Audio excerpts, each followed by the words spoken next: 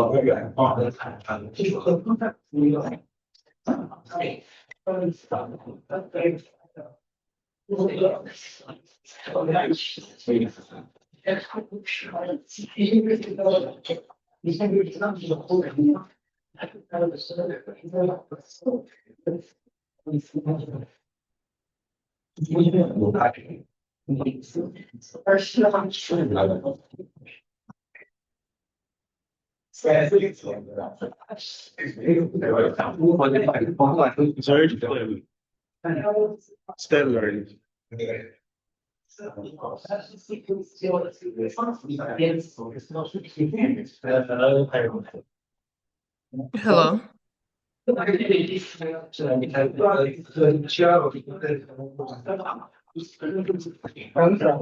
Yeah. Yes, I'm the chair of the panel, and I was told to just join in through this link, and then you can add me to the main session. Okay.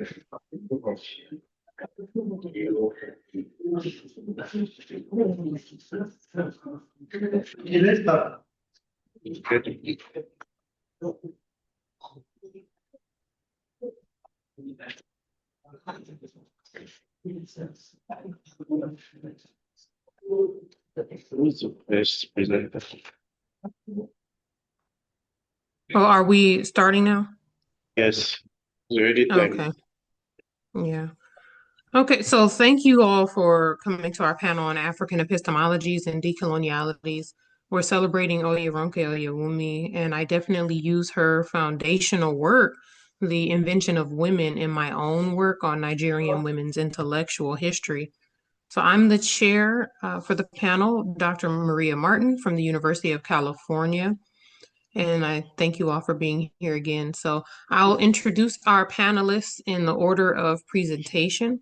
So first we'll have Kayode Fajite, who teaches history at the Department of History and International Studies at Adekunle Ajasin University. His area of interest is the history of mathematics. Dr. Alexander Owumere is a researcher, author, critic, playwright, public speaker, and leader. His area of interest is African literature, culture, and cosmology. And then we have Beatriz Queiroz, who is a master's student in education at the Federal University of Rio de Janeiro with a degree in pedagogy from the same institution. She's a member of the research group Ecologias do Honorar, coordinated by Professor Dr. Patricia Baroni. Her current research focuses on ethnic racial relations in early childhood and Black affective children's literature. And then we have Abiodun Olukayode Tairu, who is an academic and researcher on social political protest literature and cultural studies at Olabisi Onabanjo University, Ago Iwoye, Ogun State. So each panelist will have 15 minutes to present, and we will start with our first panelist, Dr. Fajite.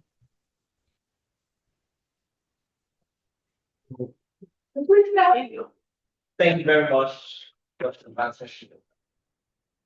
My name is Kyle Fajite from Adekunle Agashi University. I will be presenting a paper titled Revisiting the Truth of Numbers, Epistemological Insights from Yoruba Math Culture. Before that, I'd like to add this particular paper was influenced by the work of Professor Oyeronke Oyewumi. First time I met Prof was in 2010 when she came to my university back then to give a talk. And that was the first time I heard someone challenge the work of Samuel Johnson. And that was the first time I was schooled on the concept of issue and the Eastern translation of issue into Satan.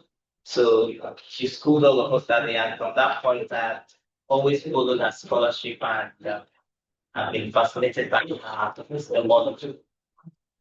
So, revisiting the truth of numbers, epistemological insights from Yoruba math culture. Today, I want to invite us to think differently about something we often take for granted. Numbers. Specifically, I explore how Yoruba mathematical culture presents an alternative to the dominant Western epistemological frameworks of truth, objectivity, and logic. This paper is a critical reflection on the epistemological foundations of Yoruba numeracy using Oyeronke Oyewumi's theory of multiple modes of knowing as guide. I argue that Yoruba mathematical thought, apart from being a primitive or folkloric variation of Western mathematics, is an epistemological system in its own right. It is relational, symbolic, and embedded in a worldview that prioritizes community, spirituality, and oral tradition.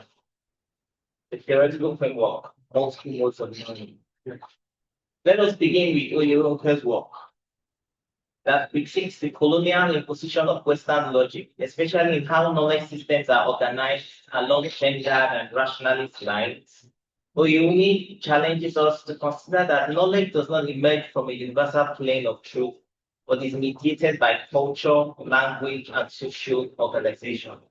She calls these modes of knowing a concept that opens up the space to recognize African epistemologies not as derivative, but as legitimate systems that are grounded in their own logic and ontology. In applying this framework to mathematics, I ask, what if truth is not just about verification, but relationships? What if numbers don't merely represent quantity, but also reflect value, cosmology, and communal balance? Urban numeracy in cultural logic. In Yoruba thought, numbers are not abstract or neutral.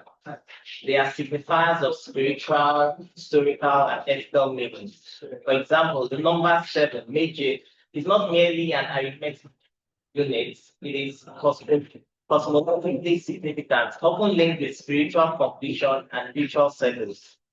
Similarly, 4, memory relates to the cardinal points and balance, and you can find examples of this in many proverbs, in many descriptions of geographical descriptions of the boundaries of a town, talk about memory and all. So Yoruba numeracy is traditionally based on a digisimal-based 20 counting system, which differs significantly from the base 10 system of the West. This counting system reflects a deeper embodied cognition with fingers to the full human body and listed in numerical history. The Yorubas use expressions like Ogunlime, that's 20 plus 4, or Goridimefa, that's 80 minus 6, to signify the numbers 24 or 74. This shows an operation-based counting system that privileges relationality over fixed abstraction. Abstractions taught independently of the totality from which they are abstracted are useless and meaningless. A view equally expressed by Maurice Klein in his 1962 classic Mathematics, a Cultural Approach. Numbers in Yoruba culture are also deeply performative. In class definition of numbers generated through binary math, single or double lines, form sacred combinations that are not only computational but also ethical and philosophical plays. Thus, the act of divination involves both numerical reasoning and interpretive wisdom, revealing a fusion of math, spirituality, and storytelling. I was particularly fascinated by the evidence of advanced math in divination system, whereby it progresses beyond the simple addition or subtraction and goes towards multiplication. In fact, we have base 16 and 254. Mythology and narrative, counting as corresponding. Mythologies offer another important insight into Yoruba mathematical thought. Take, for instance, the myth of the Oyeronke creation of the earth, which involves a calculated sequence of actions, that's pouring sand on water, releasing a 5-toed chicken to spread it, observing such phase of transformations. These events are framed, although as historians we don't classify them as history, but as myths, legends. That is the fusion of both human and extra human characters in historical events. But even as mythological as it is, the narratives are framed, showing evidence of math, numerical reasoning.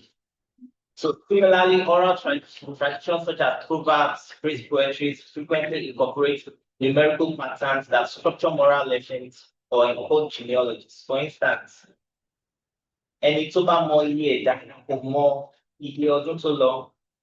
He who knows the number of creatures also does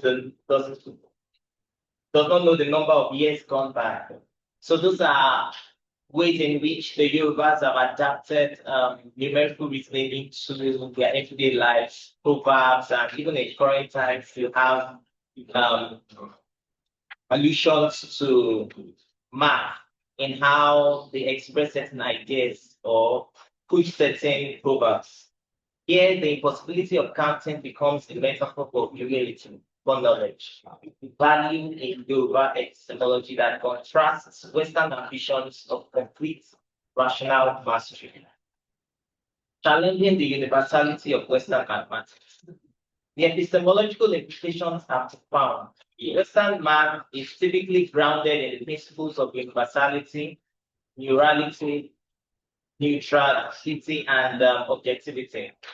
However, these principles often mask the cultural assumptions behind them, particularly the valorization of abstraction, disembodiment, and individualism.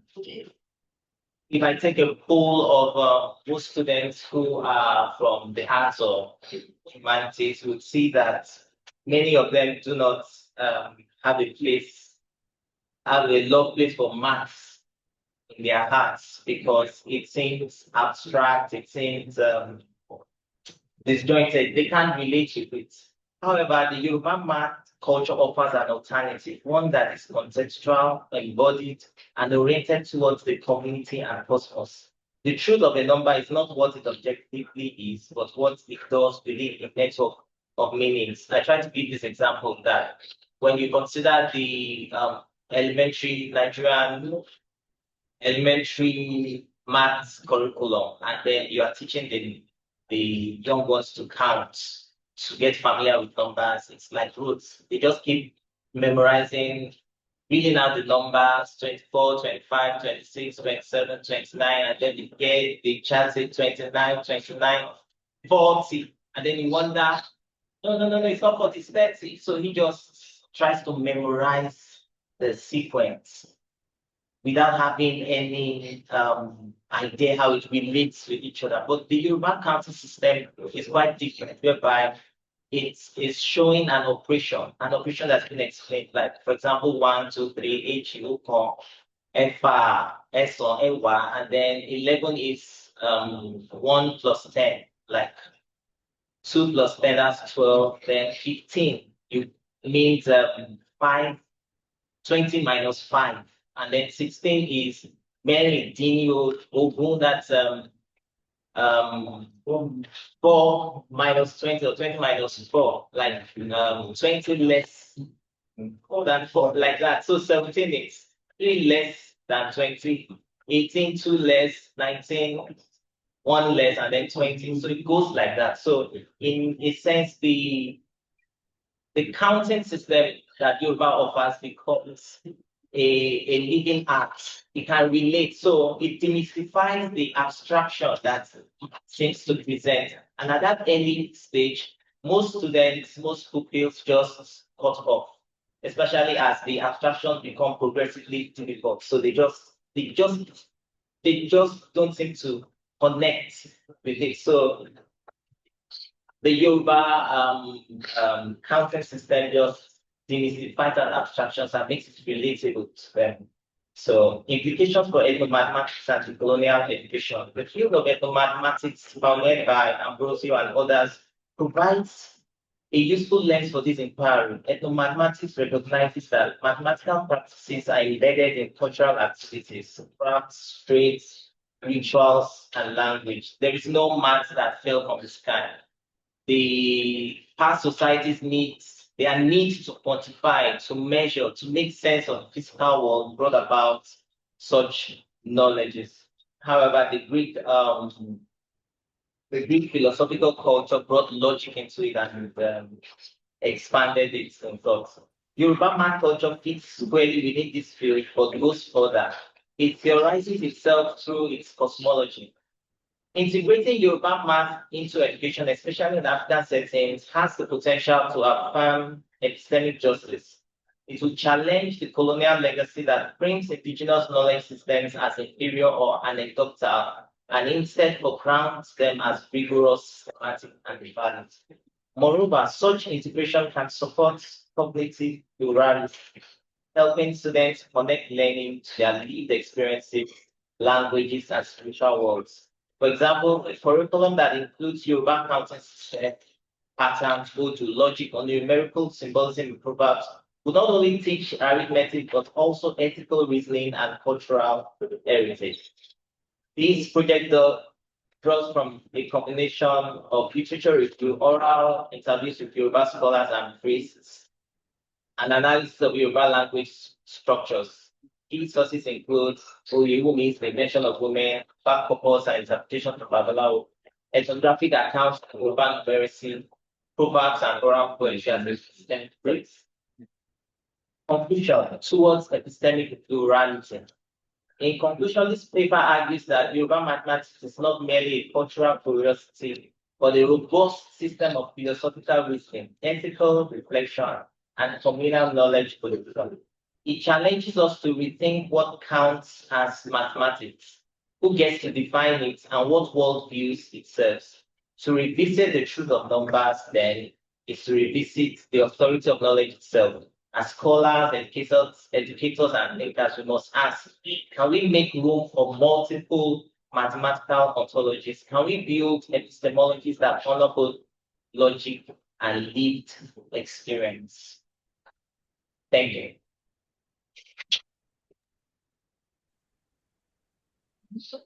Next question. Thank you very much. Now we'll have our next presenter.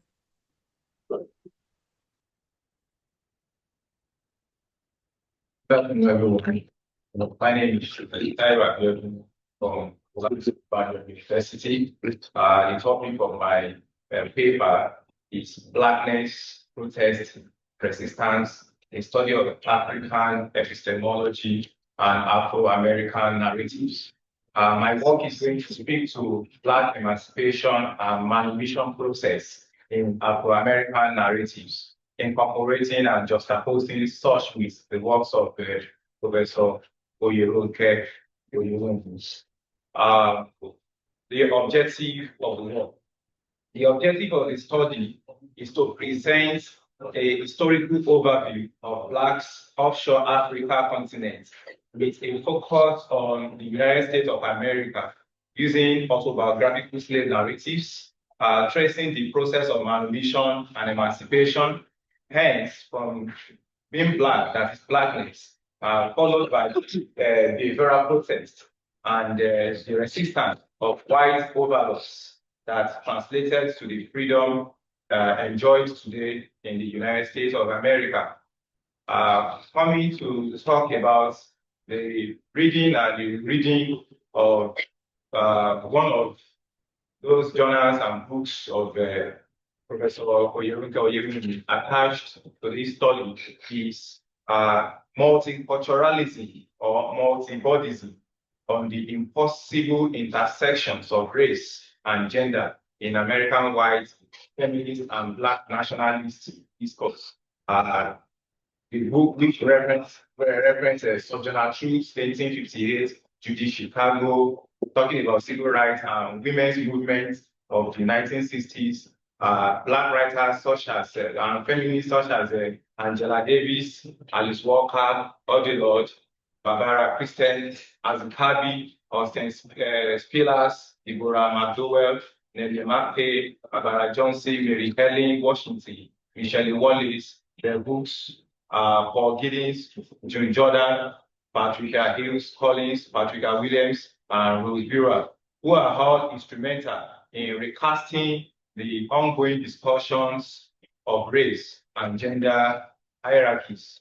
I put something down and I call it problem of the study, because we may be interrogating this paper saying that all this happens 2 centuries ago. But then I said that the problem with the study is that Blacks offshore Africa are discriminated against, and the recent visa policy of Donald Trump on Blacks is a focal point of discussion. Now, the paper, slide.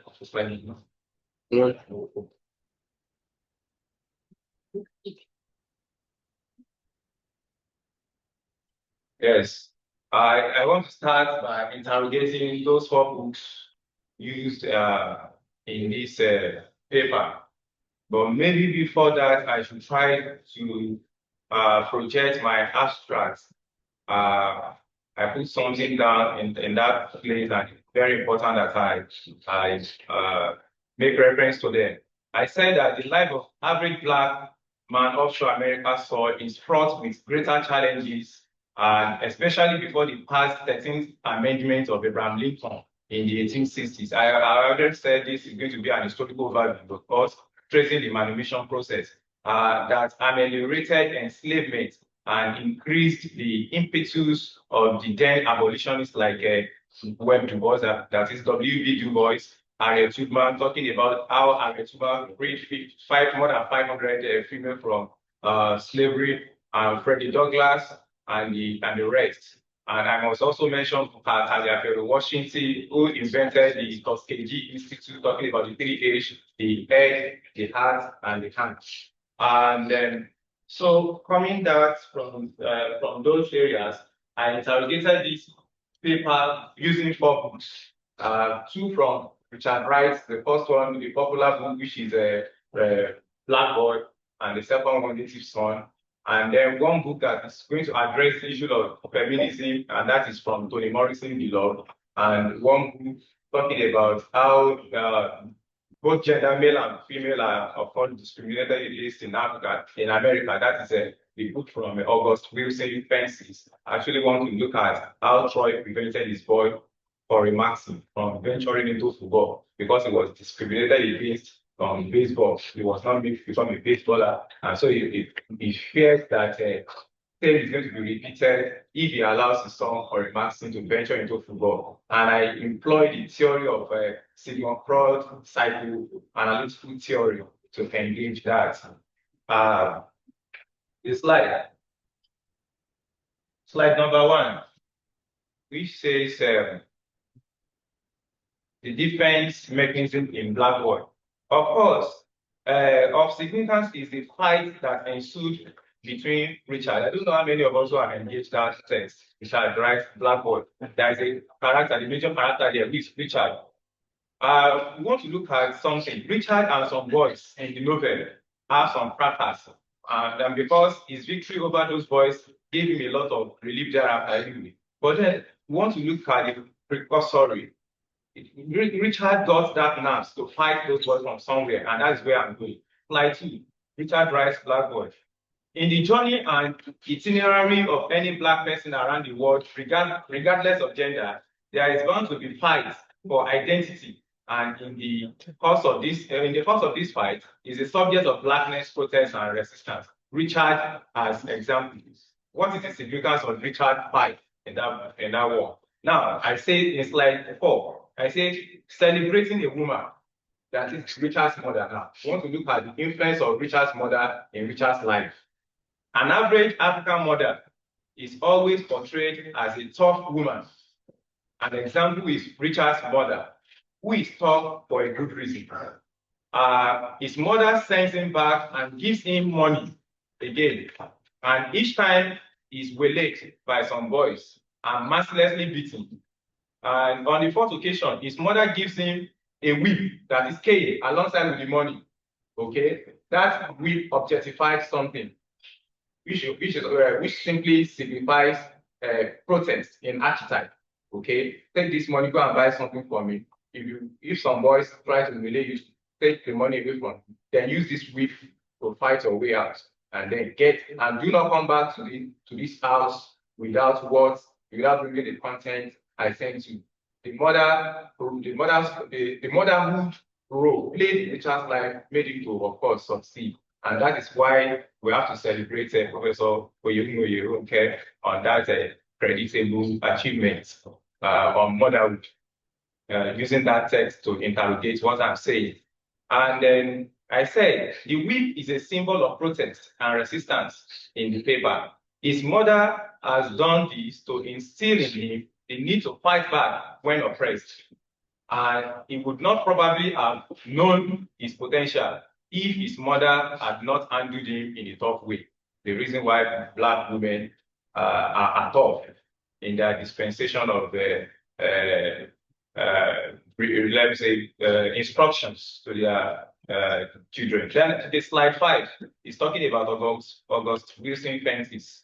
We see a strong defense mechanism advanced by Wilson. They are celebrating a Black father. Now, I want to make it a gender balance. I don't want to talk about Richard's mother only in Blackboard and shying away from fatherhood also. And that's why I have to celebrate Richard's father in Wilson fences. Troy wants Corey, his son, to give up on football because he strongly believes that the white man will never let him get anywhere with it. He believes that Corey should keep the job he has gotten at A&P and get recruited in how to fix cars or something where he will actually make a living. Then defense mechanism in Richard Rice's son. I want to quickly say something there also. By the time Mary Dalton, we are all familiar with her native son. By the time Mary Dalton arrives home from the outing with his boyfriend, Jan Helen, okay, she was completely drunk. I said she is thoroughly drunk. So drunk that she could not walk unaided to her bedroom. And then I want to actually bring out something sensuous there. While the ghosts are in his arms, sensuous feelings are awakened in Megatomus' body chemistry in him, and he tried to kiss, not even he kissed Mary Dalton, and then wanted to have some more. And this is predicated upon the nude picture, sexual films, pornography that himself and his friend watched before venturing into the house of Thomas Doughty. Then suddenly the job begins to create and Stephens. Okay, that time Mary's mother, who of course is a blind woman, wanted to come in to actually navigate the whereabouts of his daughter, not knowing that Bigger Thomas had already slipped in. So that is where the application of psychological psychoanalysis of signal fraud is good to use. This fear, anxiety. I'm not sure if Peter Thomas were to be a white person like Jan Ellon, there wouldn't be any cause to fear, because it is considered a crime if a black person should try to move a white woman in the US. There, the narrative has changed now, but there is somewhere very beautiful we are going. But then, because Peter Thomas was a black person, this fear crept in, anxiety, and then that, of course, led him to accidentally kill Mary Doughty. So it simply means that so many criminal activities that's going on there in the USA. It's not as a result that because those black people are criminal as such. It is as a result of the anxiety and the fear they have offshore their motherland, which is Africa, and they have to be accepted that way. And now, defense mechanism in Richard Wright's native son, Peter Thomas was crippled with fear because he's a black man, and that is where blackness comes into the topic.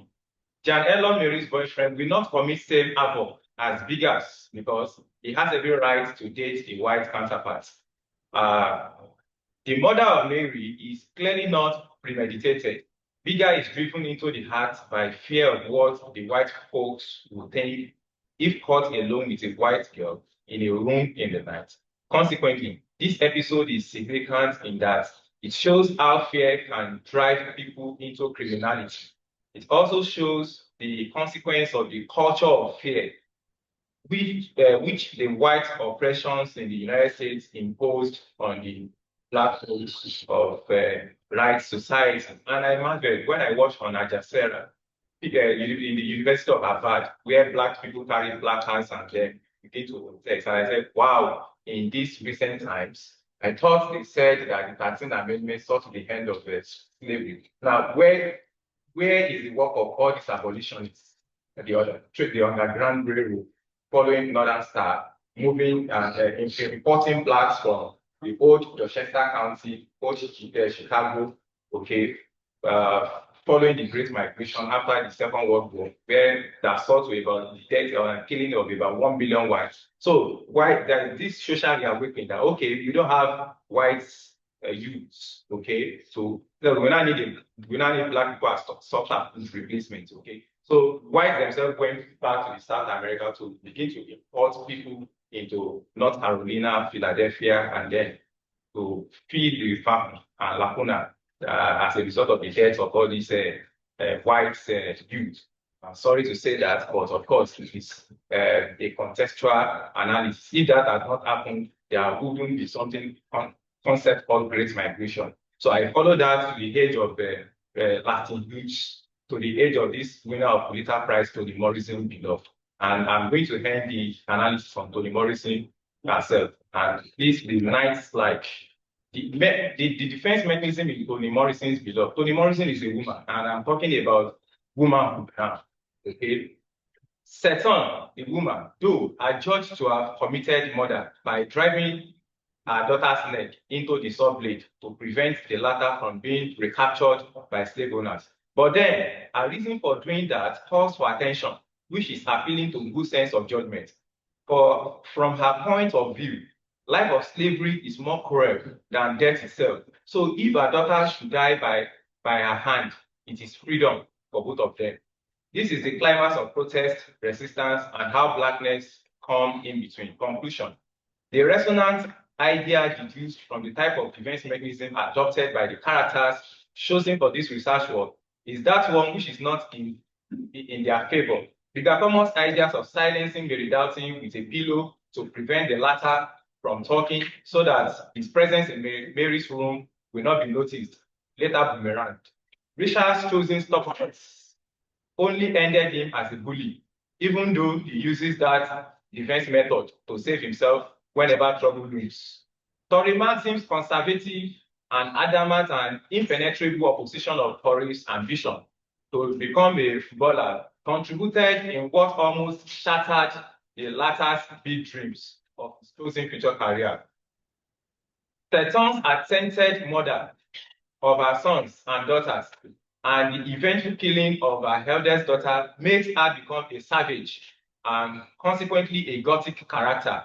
Memories of past bitter experiences will be too dangerous to repress, most especially the type of traumatic slavery experiences discussed in many slave narratives in the whole body of Black literature and the balkanized Black writings. And I'm ending this to say that Blackness, protest, resistance has shaped the epistemological narratives of Blacks living offshore Africa. Thank you.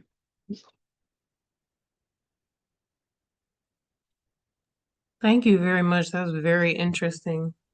And we'll have a lot of time in Q&A to ask questions. But let's have our next presenter, please.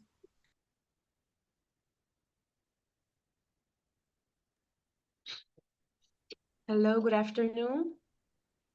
Are you listening to me? Yes. Yes. You can hear you. Okay, I'm gonna share a presentation, so I sent a request for sharing.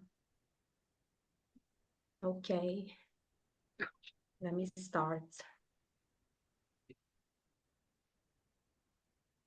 Okay, good afternoon, first of all. I'm really honored to be here. And my name is Beatriz Queiroz, and I'm a master's student and researcher pedagogue from Federal University of Rio de Janeiro in Brazil. And today I will present part of my research titled Daily Epistemology of Black Children, Decolonial Children's Narratives. So this research emerges from my lived experience as a Black woman body in movement, as theorized by Conceição Evaristo, and from the marks left in my own Black childhood in Brazil. We are so As I sorry, we grow- can't hear you very clearly. Can you please project a little louder? I'm sorry, I didn't get it. Okay, I'm saying that we back here physically, we can't hear you and we need you to project a little louder. Oh, say it louder. Yeah. Okay, no problem. Well, as I grown up in a predominantly Black place, but culturally whited country, I experienced the subtle and non-so-subtle forms of negation of my own identity. I was taught to straighten my hair since the age of 5, to hide my features, and to aspire an ideal of beauty and belonging that erased my ancestry. These personal experiences are not isolated. Here in Brazil, we have the largest Black population outside of Africa, with over 86 million Black people. Yet, despite this demographic reality, there is a persistent denial of Black subjectivities, especially in childhood. So, this study has some main goals. First, to establish a dialogue with the narratives brought by the children and recognize them as a movement of subversion of the colonial order with small ruptures within everyday life at school that challenges the dominant logics of power and knowledge by Quijano. and to identify and reflect upon tactics of resistance and existence, subtle everyday practices that resist racism and coloniality within the classroom context. And third, to affirm the Black children as capable and worthy subjects, able to narrate their own stories and realities. So my methodology is a qualitative narrative study grounded in a fieldwork conducted with a first grade class at Colégio de Aplicação, which is a school from my university. It is a public school at Rio de Janeiro. And this research took place over 5 weeks of daily engagement.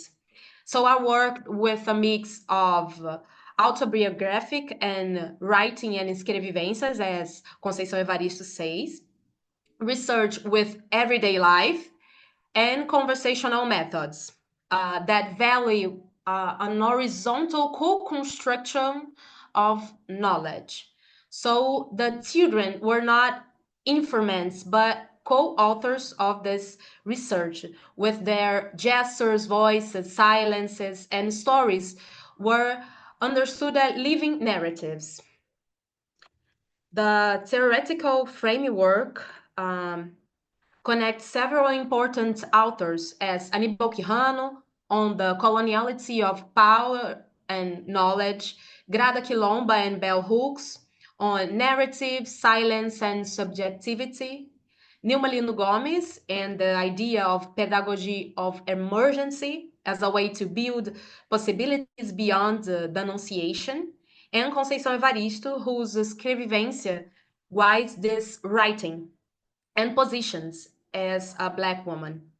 So these authors help me to think about knowledge and as a non-neutral or universal, but situated, effective, and in constant resistance. So now I would like you to take into the heart of this research, the daily life at school. So I invite you to look at, feel, and listen.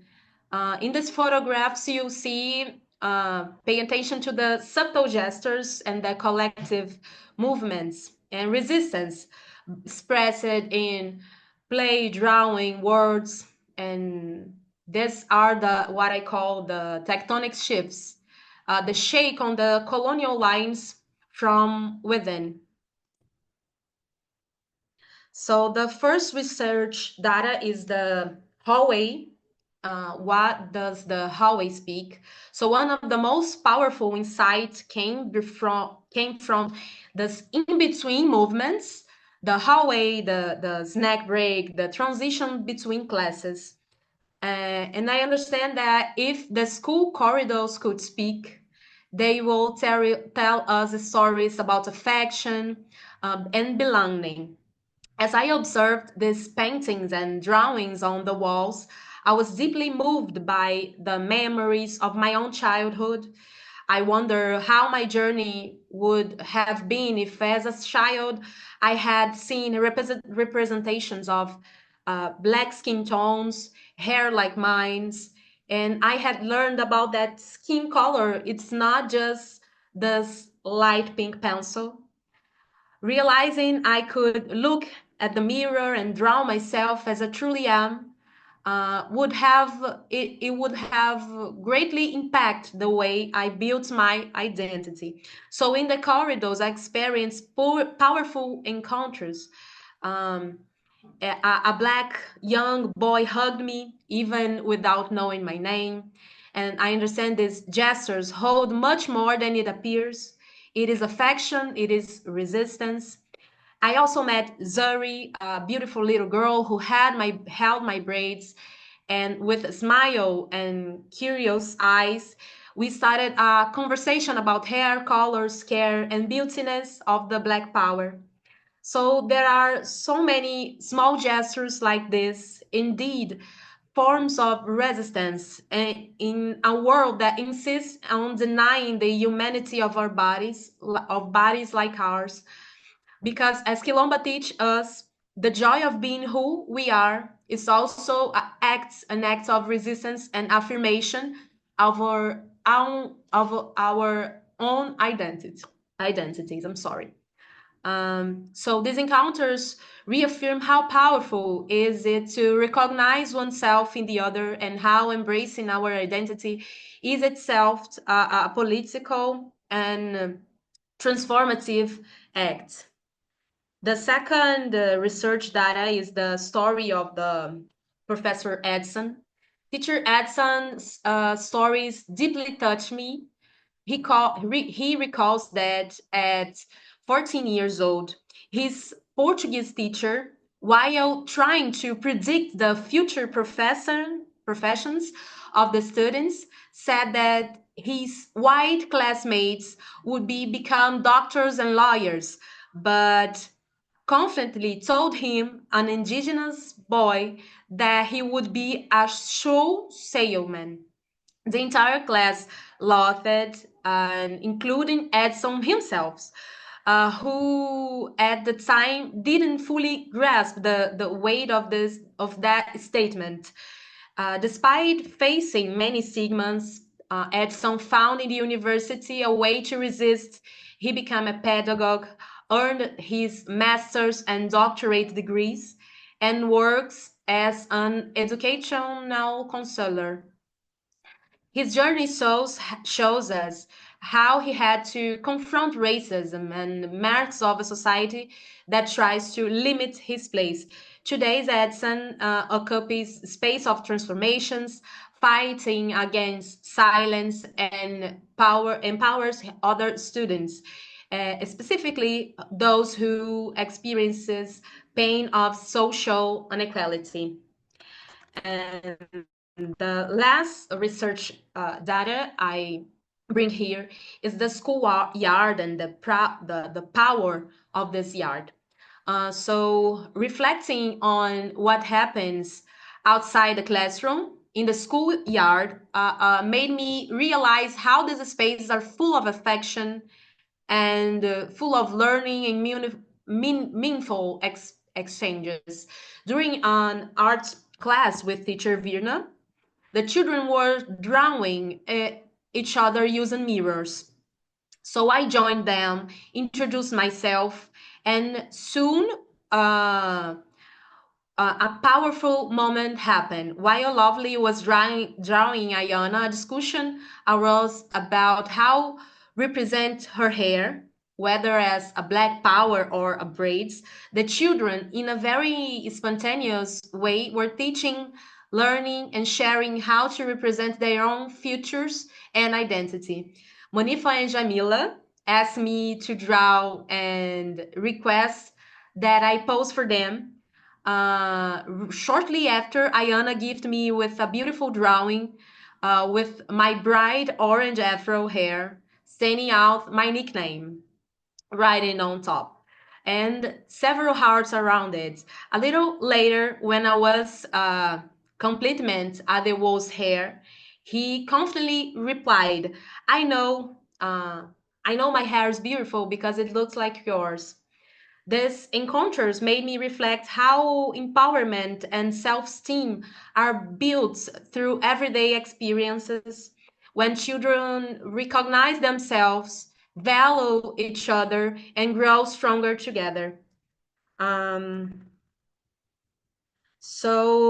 this research does not aim to give voice to Black children because they already have. They already speak. It aims to listen ethically and politically, to co-create spaces where their narrative are legitimized, and to contribute to the making of viable inéditos, as Paulo Freire teach us, as unheard possibility of Black childhood. So the colonial work must be being with presence, with being with, listening with, and creating with, especially in the everyday. because it's there in the subtle and in the small, the epistemic fights could begin. So thank you very much for listening. I'm open to questions, but I gently ask you to speak slowly because my English listening abilities are not that good, but I'm still open to conversation and exchanges. Thank you. Thank you very much. We really appreciate that. When we have our next presenter.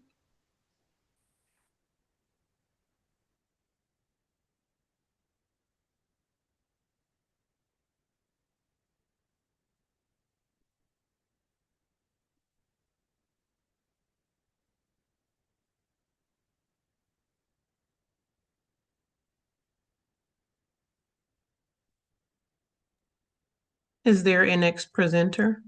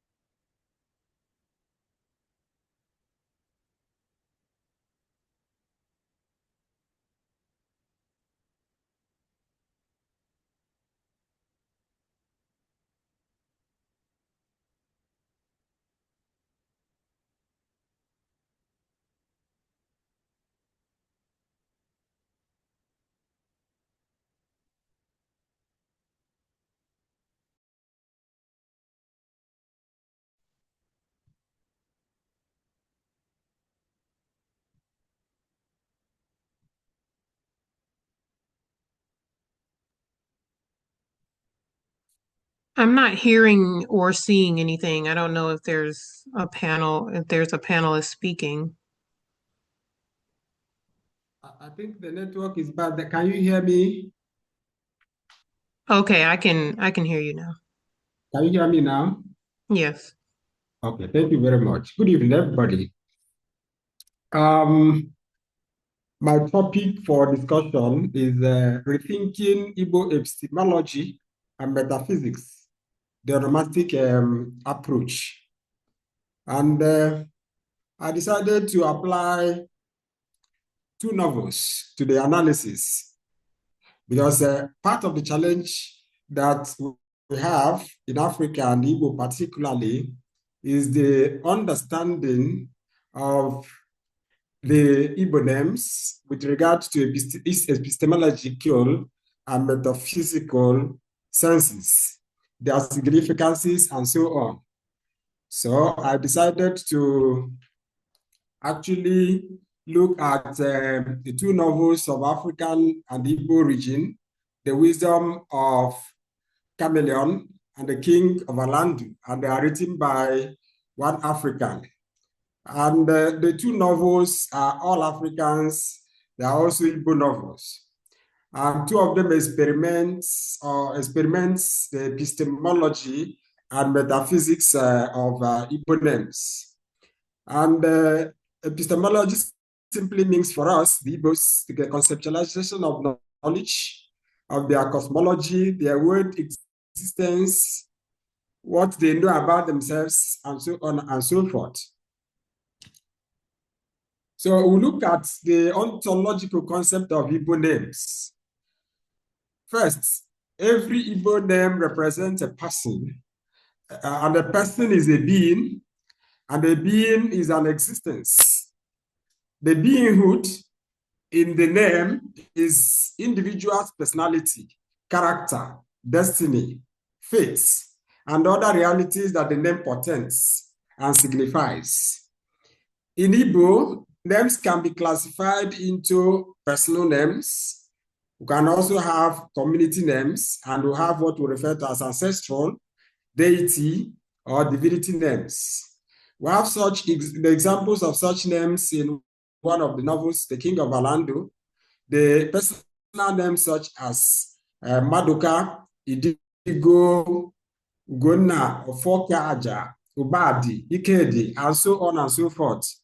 But the community names, we have names like Alandu, we have names like Uhuda, we have names like Umuchoko, We also have names like Afonta.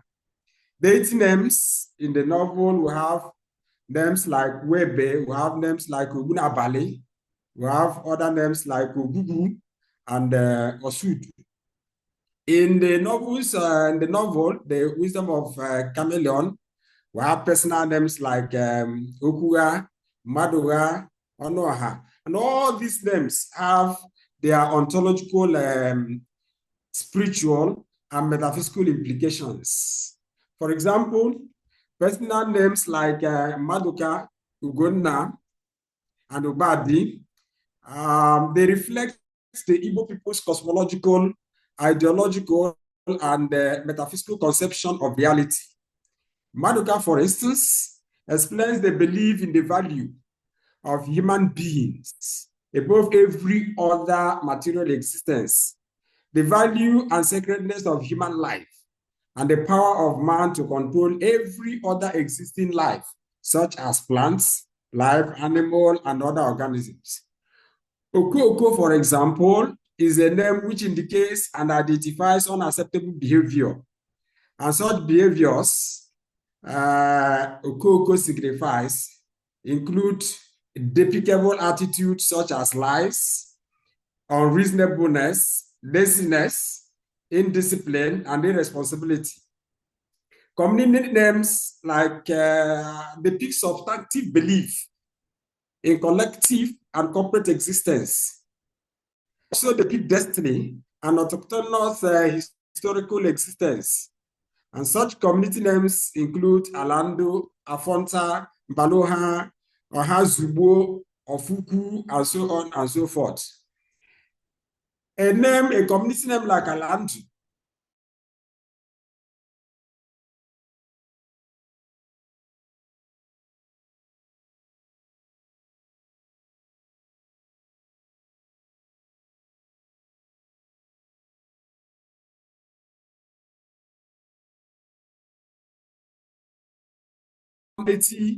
of justice and fairness prevails.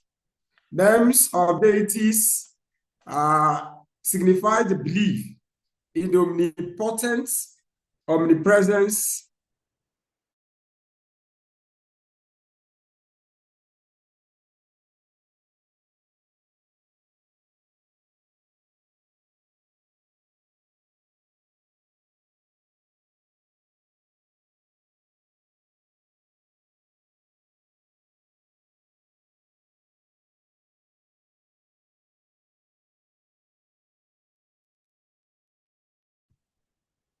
all right, can you hear me now? I seem to be having network issue here. Okay, so the other names portray ideal fairness, immortality, impartiality, and the circumstantial time and space of their operations. Such names like Obulabali, Ogugu, Webe, and so on, for instance, depict the magnificent stature, the ubiquity, and the unlimited power of the deities. Sorry. We also have Igbo people believe that there is what is in the name. Let us look at now the integrality between the Igbo names, the Igbo epistemology, and metaphysics. They are highly integrated and related. The Igbo people believe that there is something in the name. Names are not just given for the sake of it, or as a mere object of identification. That something in the name is the name's epistemological and metaphysical implications.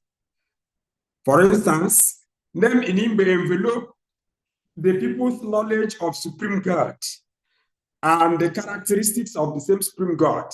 For instance, the word Chukwu or Chineke signifies God the Creator, the Almighty.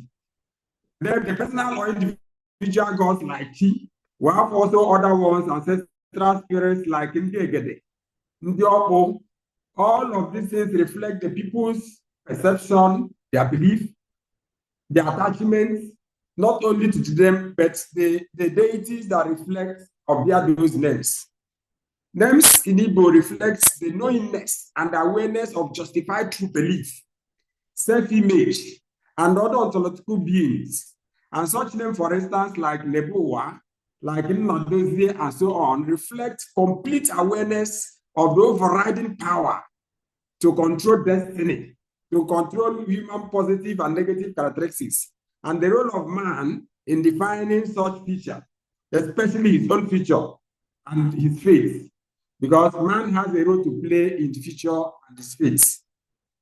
Names also in Igbo signifies people's unblemished cognizance of the role and powers of the native doctors and diviners. So we can find names like Ohusrihedum in the novel, we find names like Emechinti, we find names like Ahunanyekwe, and all these names picture the spiritual relationship, the revelational capacity of the diviners, their impact on the peaceful settlement of disputes and the eventual peaceful coexistence. Names also provide fundamental principles to communal moral etiquette.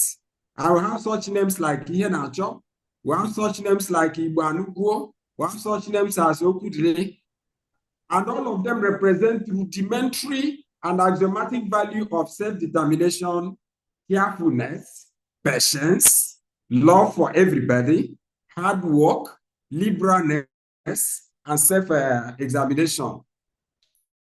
Now, the names in Igbo land play a very significant role in immortalizing and sustaining the Igbo ideals. They also go a long way to sustaining Igbo traditional values as well as lived experiences. For instance, names and naming constitute a veritable avenue to the immortalization and sustenance of Igbo traditional and lived experiences. The names in Igbo, such as Ugonna, such as Ubadi, such as Onwebu, they all concretize and implementize the Igbo epistemology and metaphysics. Ugonna, for instance, means the dignity and custodian of the father's traditional heritage. Ubad, for instance, means wealth is available.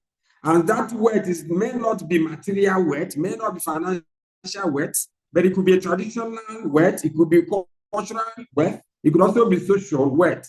Finance, yes, is just a primary aspect of it, but the real metaphysical implication is the people's wealth in their culture, people's wealth in their tradition, people's wealth in their social life. Onwebu, for instance, means that death does not kill. In Igbo cosmology, the Igbos don't believe that death is the end of human life. It metaphysically simply means that death is a mere transition. In Igbo cosmology, death is not seen as the end of existence. And that's why they can talk about ancestors, they can talk about spirits, and so on and so forth, that relate to human beings, tell human beings what to do, human beings relate to them and get answers to their prayers. Igbo cultural ideas of fearlessness, brotherliness, tolerance, corporate existence, moral justice, ancestral truths, and moral authority, being better than sacrifice, are all encapsulated in names like Egwatu, names like Ugwanne, names like Ofokaja. Now, all these names actually reflect ideas which reminiscence and sustain whatever that has been reenacted in the people and in their names. Names like Ikedike, Ikedi, Adigide, and so on provide constant primary reminiscence of the lived experiences of war, liberation, and prowess exhibited by both individuals and communities. They remind the Igbo community, especially that Igbo community of the novels, of the temporal and temporary nature of human sufferings. Names like Ihedigo encapsulate the ancient traditional belief in the aboriginal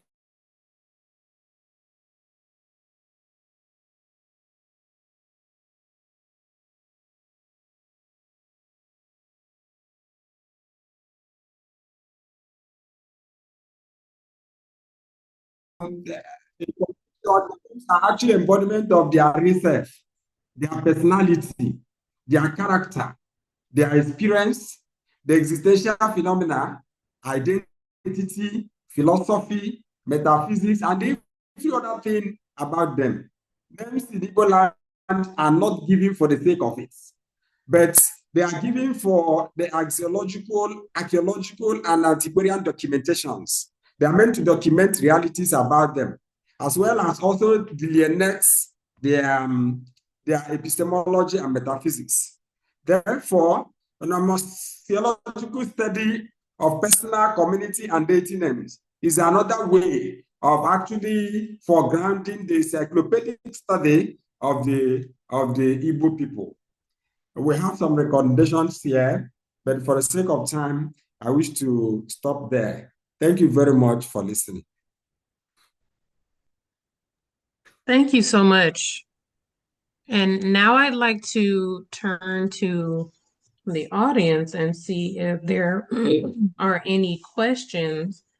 But I would like to first just give some thoughts about the presentation. So the first paper on the Yoruba counting system, that it really demystified, it brought up this really interesting point that the Yoruba counting system demystifies the abstract nature of mathematics, and therefore it makes mathematics more accessible than other forms, maybe than, for example, Western math that just uses numbers, because that Yoruba counting system actually explains the logic of math. And that's one of the things that I realized about Yoruba language when I was studying the language to do my research in Yoruba land, is that Yoruba is very intellectual, it's very logical. I realized that, and especially when I was learning the numbers and the way that the numbers are constructed, because the way the numbers are constructed tells you exactly how they arrived at this number, right? Just like he was saying, instead of saying 22, they'll say 20 plus 2. So they actually explain the logic of how you arrived at this number.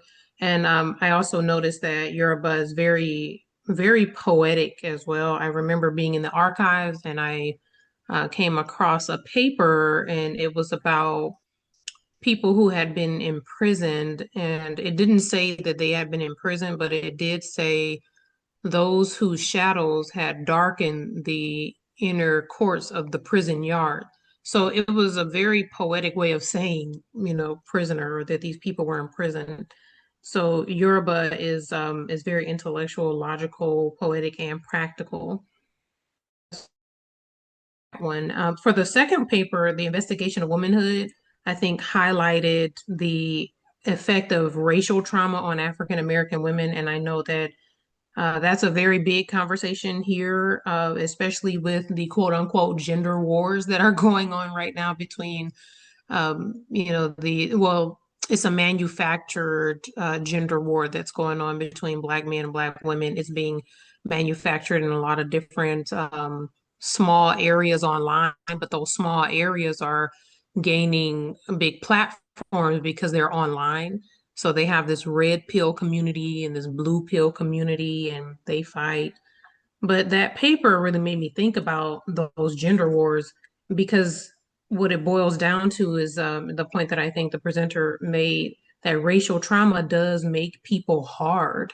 So in terms of understanding Black women and the toughness of Black women, especially in the US, racial trauma does make people hard, and it made women hard because they had to be tough to survive these societies that are anti-Black, so they're against African and African descended people, and anything that would identify you as an African descended person. And I think that that's what the next presenter hinted at and talked about too. So she said that societies, I took away from her presentation that societies that have a racial hierarchy, they place whiteness over Blackness, and they devalue Black people. And this devaluation of Blackness makes small things that are done, whether you're in classes or in interactions with other people, the small things that are done to affirm positive images and understandings of Blackness are very essential and very important in societies that place whiteness over Blackness at all costs. And then for our last presenter, I think this was really interesting as well, that names are not just appellations, or names are not just things by which we call people. And I think that kind of ties into the other presenter as well, the presenter before as well, because Blackness is not just a title, there's a meaning. That's why she said it's political. There's a meaning that is attached to it. It affects people's lives. It affects the way that people are treated in society. And so when we think about names, and he's talking about names in Igbo culture, he says that names reflect ideas, they reflect character, they reflect philosophy, beliefs of a people. So these names are important because they contain this, the meaning and the cosmology of a people, the way that their worldview, the way that they see this universe, this world, and how it's operating and organized. So those are some thoughts that I took away from the presentation, and I would love to hear if there are any questions in the audience.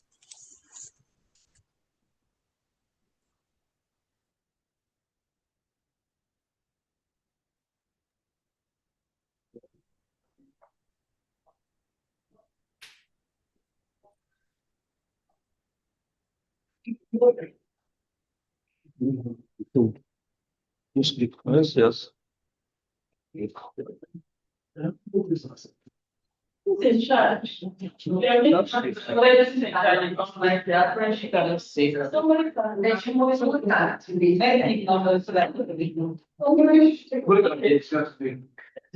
Okay, one. 1, 2, 3, 4. You 4 first. Okay, let's do 4 first.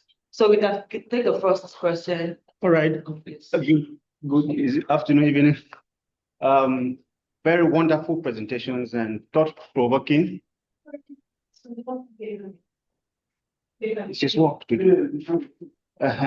So these are scholarly contributions to ongoing conversations in the academic space, and they have done wonderfully, all of them. I have a question. I wonder, when all the topics carry epistemology, and then when you have a word, sometimes that have variants of meaning, shades of meaning, one is lost. Essentially, if by presenting your paper, you didn't locate the word within the context. One wonders whether you are talking about knowledge production or framing of knowledge as the word epistemology. All right, so if it is framing in Paradis paper, very beautiful paper, I learned a lot, and I was understanding it by counting in my own language, Steve, and then it was making more sense from your own presentation. Now, the theory you use is like, it is a Western model, the theory that you use. Now, I ask, why can't we be bold enough to use African philosophical framing, episteme, for example, to frame our African discussion? That takes us and continually hang us on hybridized knowledge form, where we want to talk about the truth of knowledge as it relates to our own uniqueness, yet we carry a model that is not our own to read it. I think we should begin to, there are knowledge forms, there are epistemological framings, Ubuntu, for example, and so many others that can be used. to frame that. And if that is done, it will actually give us a truly African perspective to what you're saying. And we should also take our conversations to the global space, all right? Not try to make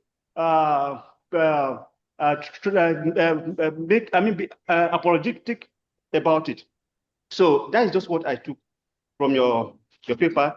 Then the second one, the second presenter, and then from a topic, I was like, what if it reads epistemizing the truth of numbers using Yoruba math culture?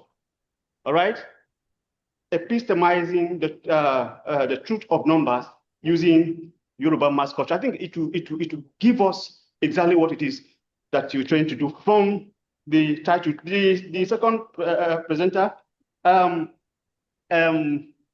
Okay. Can we be brief? We have limited time. Yes. Psychoanalysis. Which variant? Whose model? And how we didn't see it run into your analysis. So if you pick a variant, you just say psychoanalysis. So we don't know which one. So we are lost. Is it fruit? Is it fruit? Even in the fruit, you will tell us exactly. All right. Okay. So and then I was thinking to say blackness, protest, and resistance in Afro-American, because the African epistemology is not seen in your discussion. No. You can always respond to that. No. So and then the last person. So can we take other people, because we have less than 15 minutes to the end of the session? Naming. Sorry, he spoke about that, and then he didn't locate it with it. These are things that we know. We know about naming in the African context. Now, the work is not hinged on theory. So if he hinges his work on theory, it will make more sense. Thank you. Okay. I just want to. Okay, so you have 1 minute to make your contribution, please. 1 minute. We have just 15 minutes. So I just want to make a remark about the Igbo naming, that it is just similar to the Yorubas also. Yoruba will say,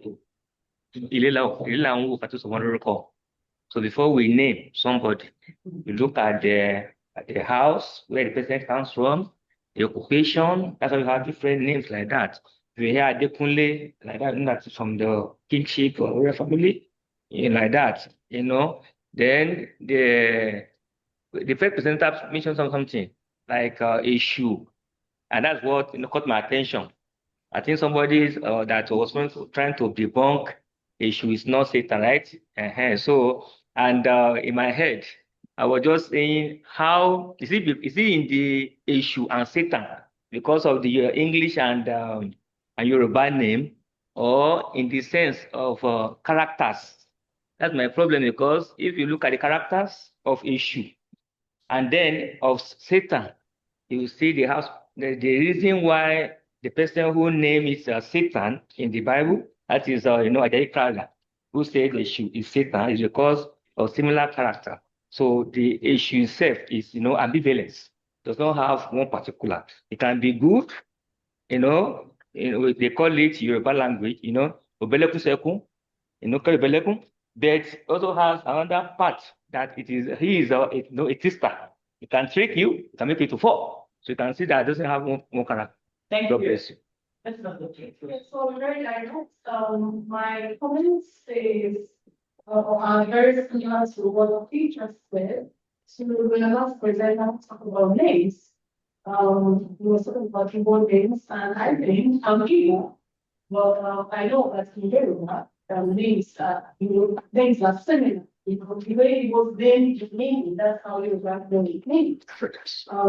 So look at the comparative possibility of a comparative analysis in the study. Well, I found that he was looking at the case of a particular book, right? So that doesn't apply. But since presenter, I think it really applies. You're talking about the truth of numbers.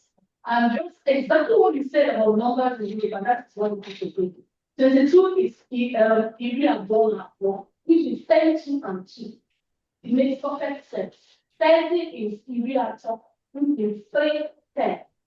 So it's very similar. And I was on a presentation yesterday where somebody had this kind of integrated analysis with the Yoruba culture, some folklore, the popular song, Go Go Go, I really listen. There is also a very similar language from Yoruba culture of the elephant and the donkey, where they talking to the elephant and the cloud. So I think that's a very rich presentation that you can consider being a similar thing by having the comparison of years. Thank you. And so briefly for Alexander, the student learning thing, I was taught that without being a person, I would know epistemology or metaphysics of those things by you explaining what those things are. Thank you. Okay, so yeah, I think the presenter, the panelists may want to respond to the first 4 comments and questions. Can I say one thing? The last movement of is titled Naming Africans on the epistemic value of African name. And I think it has 10 chapters on different topics. And the importance of the books we try to do when you see it in the African cultures. So it's So the presenters, you may want to get Professor Oyeronke Oyewumi presents, and then we have Professor Oyeronke Oyewumi.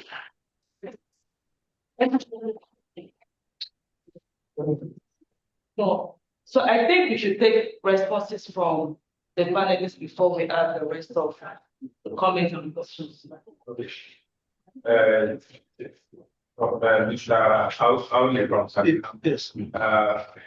On epistemology, I try to foreground that while I was talking about historical epistemology, and I said that it was going to be Afro-American analysis.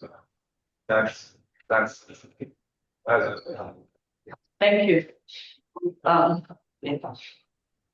Yes, I thank you for the comments and yeah, insightful on epistemology, epistem, having a chance with some of these things. I mean, I quite appreciate that. I think I asked the question, whose particular job that will it be the job of the historian or all of us? The linguists who comes up, the philosophers have philosophers, or as we think the multiple ways of knowing. Yes, it's I think I agree with you. Right, because we have many experiences, I will say the chance upon knowledge. We gain certain insights and we know that these things are novel, but we don't put a name tag to it. We only just adapt Western technologies to explain it. So I think that's something I'd like to incorporate. Okay, thank you. So you can take the last round for the kids. 1, 2, yeah. I've been very brief. I enjoyed all the presentation and I like the mystery behind the Yoruba news. And I also like a presentation by my friend Abdul.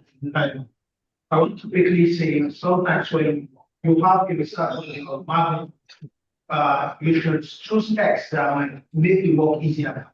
Like you choose a play and you choose fiction and you choose autobiography. And so if you look at it, one is magical realism, like below. One is a play Fences by August, and the other one is autobiographical tools. So it might not give you the historical narrativization of history, the manner that you want to be precise, or you want to look at the historicity of that written history.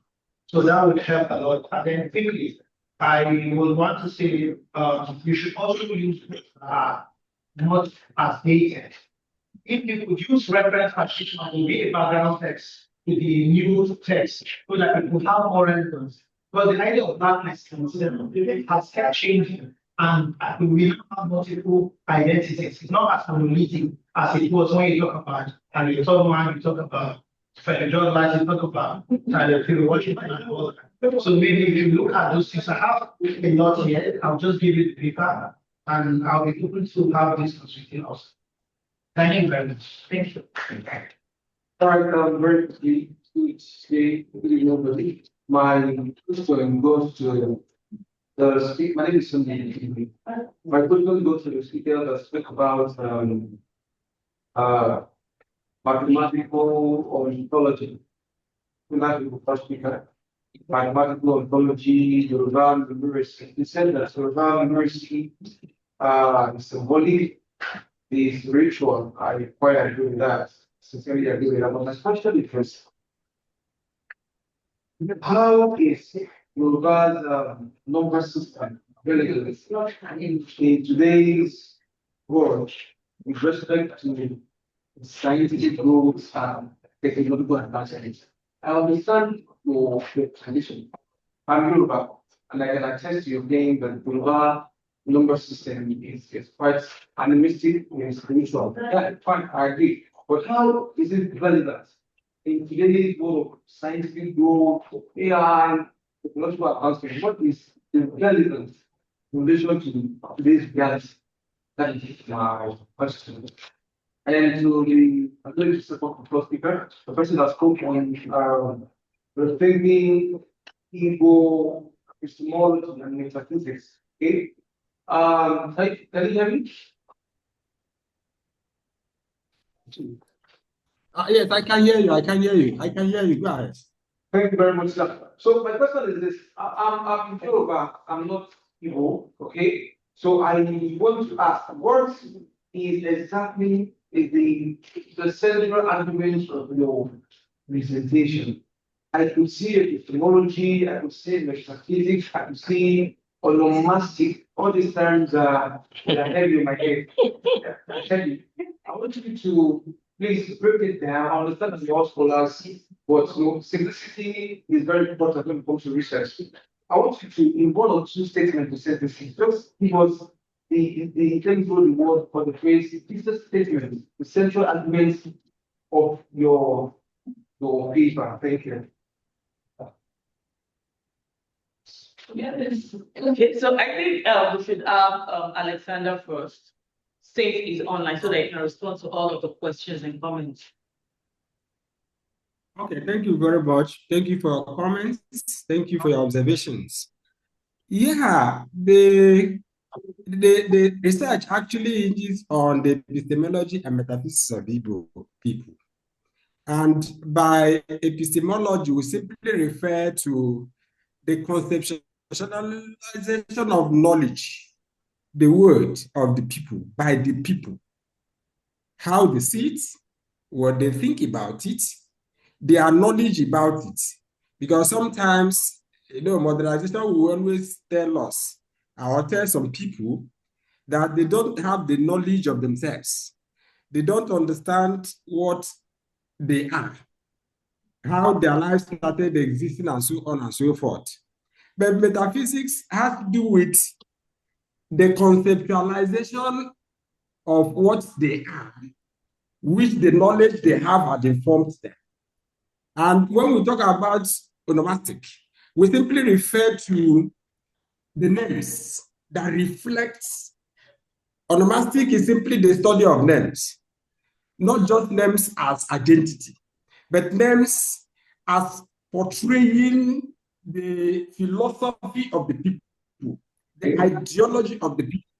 When we say onomasiological reality, we mean that which is conceived by that name as seen in the people, their life, their way of seeing things, and so on and so forth. So the onomastic is an aspect of lexicology, which has to study the language contained in the names and the meaning of the name as the people will see it. In Igbo cosmology, names are not just given for the sake of it. It's not just seen as object of identification. It goes beyond the object of identification to immortalizing the lived experiences of the people. Like when I made mention of Alandu, if you actually carry out a research around that community, you see that because these are life experiences. Yes, it's a novel, but it is actually fictionalizing a particular group of people. And my trip to that place showed that actually it is one of the Oyi cities, Oyi communities in Nigeria. And it means the land and the life. Can I go on? Mr. Alexander, we have limited time. Please, can you round up in 30 seconds? Yes, please. Okay. So names are not just names, and when we use the word onomastic, we are simply using it to explain how it is conceived. And somebody made mention of on which I anchored my research. I anchored it on two theories. One is the reader response theory, and the other is literary onomastic theory. Thank you. And these are theories that actually explain how we can see things based on the people's point of view. Thank you very much. Thank you. Yeah. Mr. All right. Thank you. In 30 seconds, please. How relevant is the Yoruba number system to this world of AI? I thought in the sense that math is okay. We are over 200 million Nigerians. It's the largest democracy in the world. But what's the quality of the population? Many of us have recalled, especially those in the humanities, liberal arts, have recalled from math and have shut themselves out of the possibility of going for STEM courses. Why? Because they recoiled at the difficulties they experienced during their early community math education. So, for example, I failed maths all my life.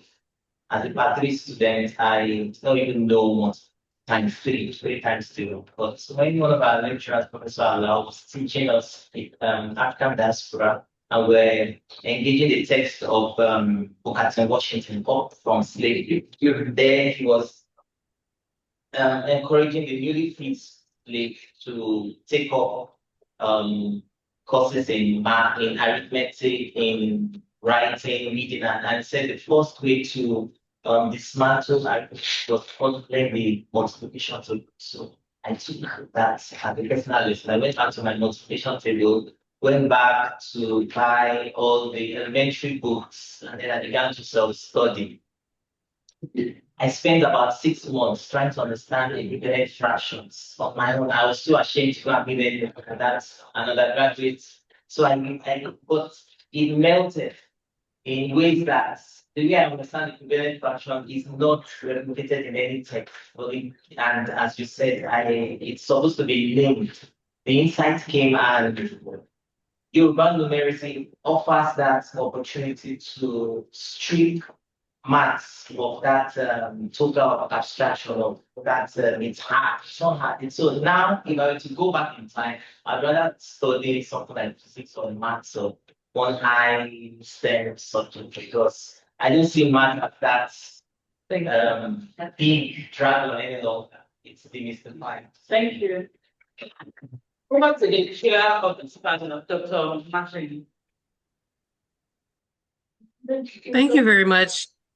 Yeah, thank you very much for that, for the question and answers. And I'll just end with this comment that I think all the presenters did speak to knowledge production in this sense that it's the way that we build awareness and meaning from our experiences. So they've done that in research methods like what Beatrice spoke on, or in indigenous math, the linguistics that are encapsulated in indigenous math, and even in the development of womanhood and in the cosmology of naming. And so I'd like to thank every presenter for all of their efforts and research, and thank you for the audience for deeply engaging. Thank you. Thank you. Chair, Professor Oyewumi would like to say something. Yes.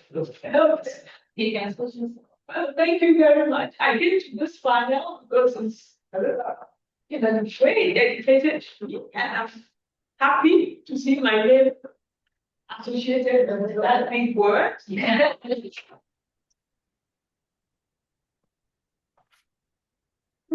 family is a very important word because I want us when we do research to think in those terms. And for me, epistemology means really thinking in a more rooted fashion, more conscious and technology fashion in terms of our concepts in the land.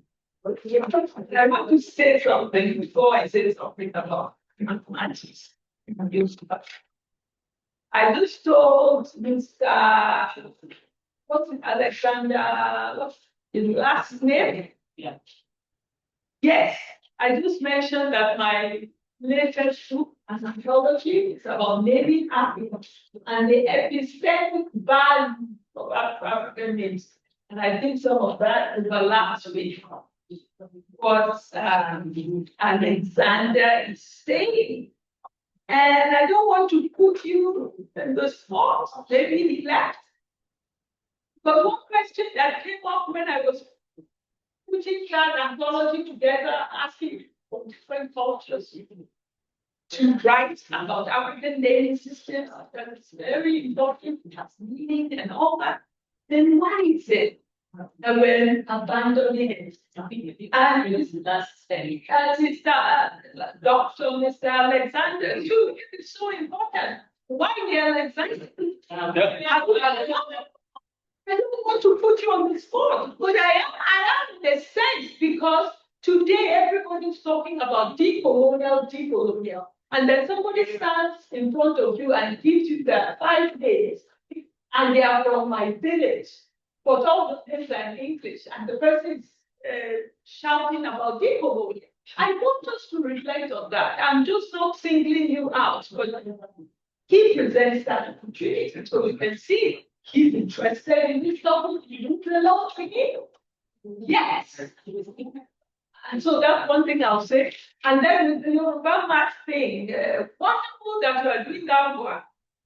And I should know whether it's a longer piece, a bigger piece of work that you're looking at with regard to Yoruba. So when somebody says that, what is the relevance? I think that part of what I'm hearing from that is that I don't think that one ultimately should look at the Yoruba mathematical system and the culture. One should not look at it apart from Ifa. You know, a lot has been written about Ifa and the computer system and all that and all that. And so what we have to pay attention to that. And one question that I want to leave you with, you don't have to answer it, because it's something that I've been reflecting on ever since I came across one of the first academic articles by a Polish woman to write about the Yoruba mathematical system. And that really struck me is that in many Western traditions, I wouldn't say all, but I don't know all, those we know, that they think that addition, adding and piling up is intuitive. And when you say it's intuitive, it's natural, it just comes. Yes, you have traditions like the Yoruba that is of subtraction. 16, you know, 20 minus, and that for a Westerner, when they first confronted that, like, what? They do subtraction. That's an important of it has many implications. Like when you're looking at it, you find people to help us expand on what it is that means that we're able to count through subtraction, especially since we had the tradition of women traders who used to count for 200 years in such large numbers already, and they were confused about something. So that's all I have to say, but I have to thank you all If you're the airport space.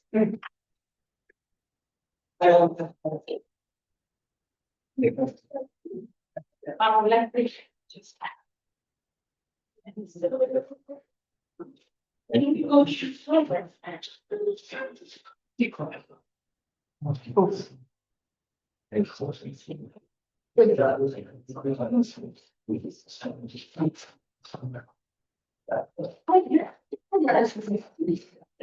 Okay, so we can actually from okay, I think it's wonderful. Okay.